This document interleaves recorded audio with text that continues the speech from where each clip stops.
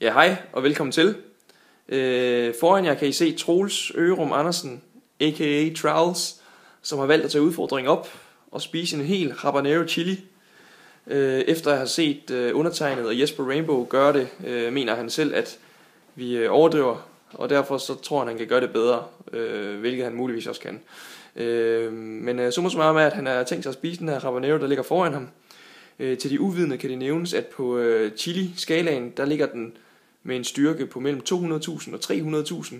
Til sammenligning har en ganske almindelig jalapenos en styrke på omkring 2.000. Og verdens stærkeste chili, som man kan se Bubber spise i Chili Claus video, Carolina Reaper, har en styrke på cirka 1,5 million. Så det sætter det sådan lidt i perspektiv, men 2 til 300.000. Og jeg skulle hilse at sige, at det var en meget ubehagelig oplevelse, da jeg selv forsøgte. Men nu giver jeg Travls et forsøg, så værsgo til Travls. Tak.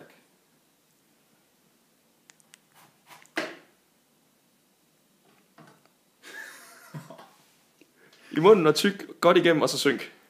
1, 2, 3, held og lykke. Vi ses på den anden side.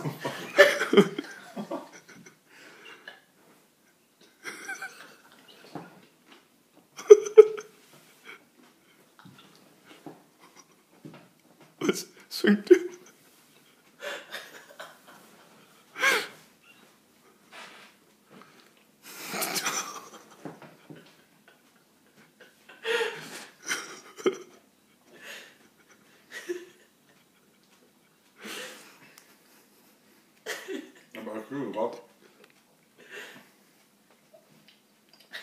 Prøv at beskrive, hvordan du har det.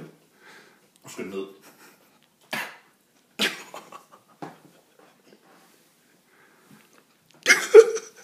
Og jeg lyver bare. Jeg lyver bare. Så vil tænde noget, jeg kan bare. I vasken, i vasken. I vasken, i vasken. Bare tag vasken.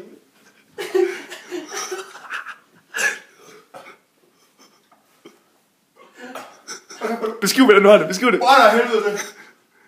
Åh, det går ondt. Heldigvis ikke på læberne.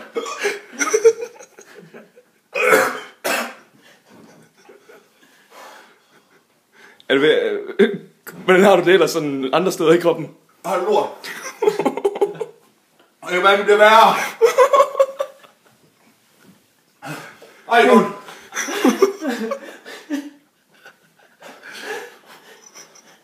Åh, det går ondt.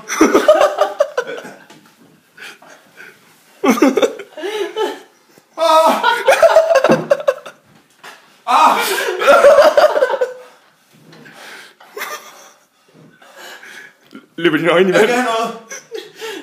Ej, jeg kan ikke. Var det sådan, at Daniel reagerede?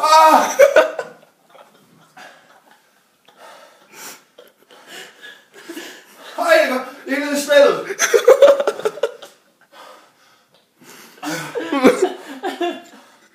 Løber din næse? Ej, øjnene. Løber øjnene i vand? Og kæft, hvor gør det ondt. Det kan jeg ikke kvartere det her. Sådan er det. Sådan er det jo det, vi sagde det til dig. Fuck, jeg havde stærkt noget. Kunne du forestille dig, at det kunne være værre end nu? Nej. Er du glad nok for, at vi ikke fandt en stærkere til dig? Ja. Jeg skal have mælk. Jeg skal have mælk, Graham. Jeg skal finde noget med til. Ja. Jeg skal finde Det går helt ondt. Det er som om, at jeg vil løsskabe op i bevidsthed.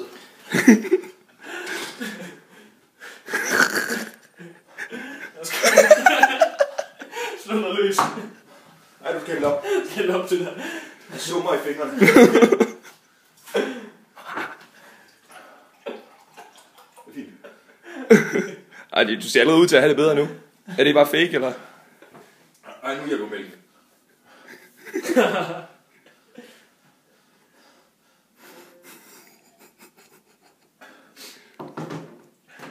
Nu har du det bedre. Du har det fint nu, har du ikke det?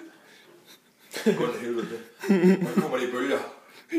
Så vender jeg med. Ja, det er også det, vi siger. Altså, du drikker en tår mælk, og så har man det bedre, og så kommer det igen. Jeg kan sige, jeg har 110% fortrudt, jeg har gjort det her. Uden at tøve. Hvordan reagerede Daniel i forhold til dig? Det kan du se.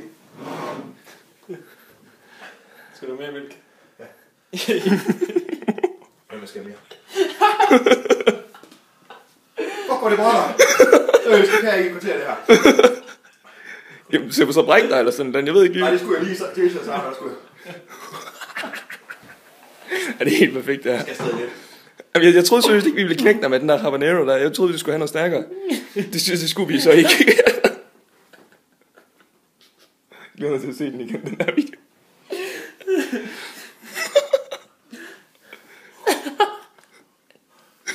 Så det hele blev på vej vand.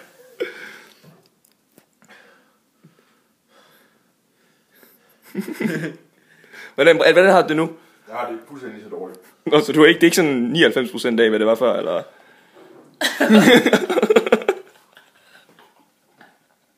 Hvordan har du det i hovedet? Prøv at beskrive sådan... Det er ikke meget altså, Trykfornemmelsen. Det er kun i munden. Det er kun i munden, det er ikke sådan... Kun i munden, det er ikke, smerte. hvad med ørerne? Tryk ørerne, eller... Lidt, men ikke sådan ikke noget. Det går ondt i munden. Ej, nu trykker også lidt for ørerne. Glæder du dig til i morgen, når den skal ud igen? Nej. Hvor det brænder.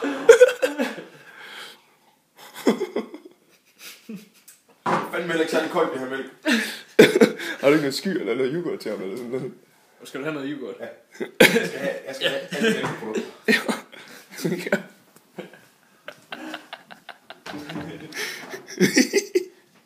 Det bliver en rigtig god video, det her, Troels. Hvem fanden i helvede, du synes, det her det er fedt? Chili Claus gør jo. Altså, jeg advarede dig på forhånd. Jeg sagde, jeg havde det, Nå, det brænder. præcis lige så dårligt, som du har det nu. Du troede ikke på det.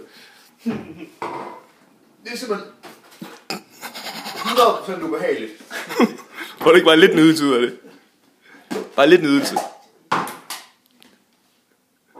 Pas på, fordi lige pludselig så kommer der bare sådan...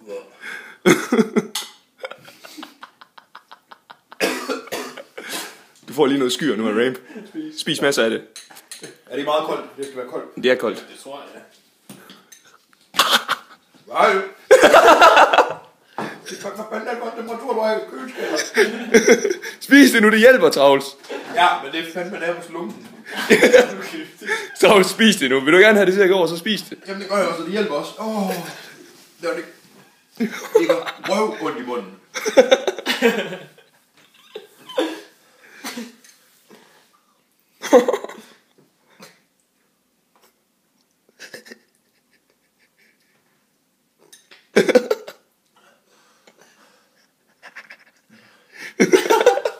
En lille barn. Jeg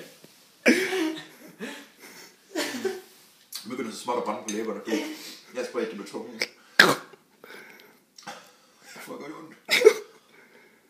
Og det begynder. Måske lidt, men jeg tror måske, det er fordi jeg får det her. Hvor gør det ondt. Spis. Og drik. Hvordan? Prøv at beskrive det nu.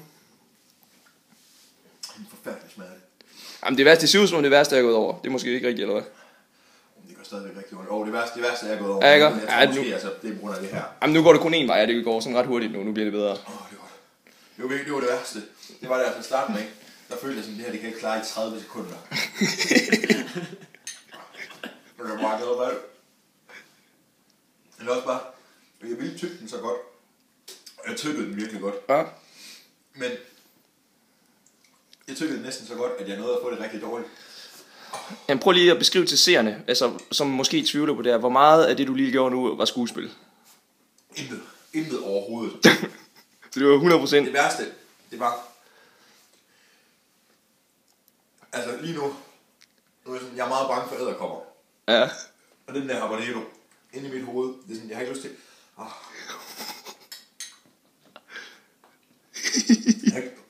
Fuck, det gør. Jeg har ikke lyst til... Lige nu der er den sådan lidt et symbol på en edderkop, jeg er bange for. Fordi... Det var også det, der jeg var bange for ved at brække mig. Et af dem. Jeg kunne ikke sådan vurdere, om jeg kunne. Den to. Det er fandme dårligt det her. Den bliver dulmer. Den to, så er det også bare, hvis nu det ville gøre rigtig ondt at få den igen. Altså sådan,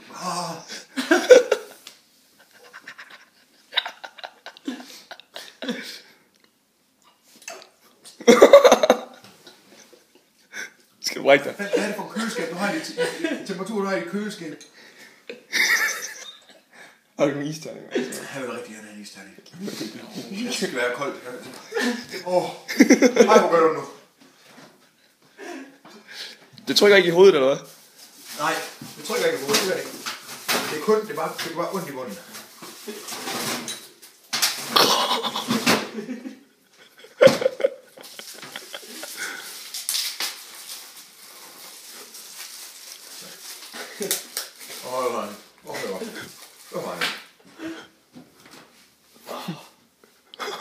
Hjælp med det. Hvordan er det med maven? Ikke noget, hun er kød i munden.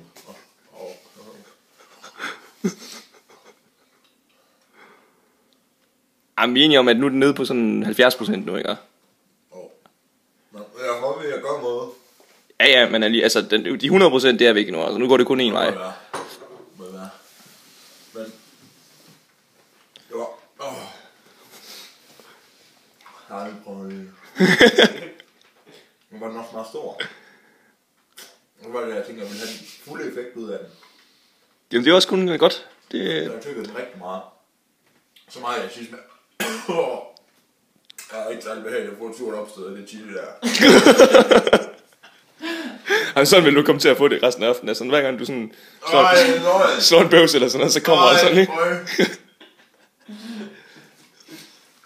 Men jeg var lige ved at tænke sådan, jeg kan fandme nærmest ikke engang sluge den, eller synke den.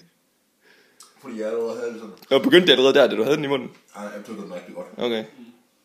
Jamen, fordi for os, der startede det vel først, da vi sang den, sådan rigtig sang den. Gjorde det ikke, Rim? Men jeg synes også, vi sang den ret hurtigt. Ja, det er også rigtigt. Der hjælper det, gør det ikke det? Det var en dejlig bøvs. Jamen, du er vel næsten sådan fit for fight igen nu. Jeg har det bedre. Jeg har det meget bedre. Ja, det er godt nok. Jeg regner med noget koldt. Ja, videoen... Den der isterning føles nærmest ikke koldt. Er det fordi temperaturen i fryseren også er gal, eller? Nej. Fordi min mund var så varm. Videoen har taget sådan 12,5 minutter nu, så jeg tænkte på om Troels, du vil lige sige en afskedssalut til det kære publikum. Jeg har intet for mig, der har ændret sig med stærk mad og chili. Jeg synes, det er forfærdeligt. Nej, du synes det, du kunne aldrig finde på at bestille stærk mad, når du er ude at spise. Aldrig nogensinde. Hvad vil du sige til dem, der sådan tænker, at han faker, hvad vi prøver det selv? Jamen, det vil folk jo også sige efter. Ej, nu har jeg faktisk okay. Folk vil også sige efter, at de har, fordi det er jo tydeligt, det kan man se på alle videoerne, at der er mange, som godt kan håndtere det. Men smagsløg må simpelthen være forskellige. Jeg har aldrig kun fat, altså. Det er ligesom med kaffe. Jeg kan simpelthen ikke få kaffe til at smage godt. Og chokolade. Og ikke kaffe. Altså, det er sådan, jeg tænker, det er der simpelthen ikke nogen, der drikker så meget om dagen. Smagsløg må bare være forskellige. Så det her, det er ikke anbefalelsesværdigt, og du forstår dem, der er på under. Ja, altså lige nu, Bubber, han er en helt i min verden. Jeg synes, hvis den seriøst kunne ramme 1,5 til 2 millioner. Det er godt nok igen. Nu har jeg vil gerne have en isterning mere. Hvis den kan ramme 2 millioner, hvad fanden det var. Ja, 1,5 til 2 millioner, den du fik, den er mellem 200.000 og 300.000. Det skal så siges, at vi ved jo ikke, om det er en lineær sådan, skala, eller om det er logaritmisk, eller hvad det er. Men under alle omstændigheder, så er det på et andet niveau i hvert fald, den Bubber fik. Smagsmålet må være forskellige. Men jeg tror, vi siger tak for nu. Tusind tak til Travls, som begav sig ud på denne begivenhedsrige og erfaringsværdifulde rejse. Vi håber, I nød det lille kvarter